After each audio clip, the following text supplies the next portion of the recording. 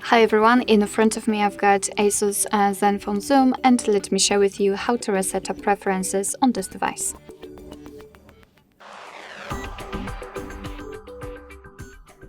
So let's start with opening the system settings. Just tap on it, and then we have to scroll in order to find the apps section. Let's tap on it. Then let's tap on the three dots icon in the right upper corner and tap on Reset Up Preferences. Here your device will inform you what it will actually reset, so among others, of course, disabled app notifications, background data restrictions for apps, and any permission restrictions. What's more, no worries, you won't lose any app data, so simply tap on Reset Apps, and basically this is it. So thank you so much for watching. I hope that this video was helpful, and if it was, please hit the subscribe button and leave the thumbs up.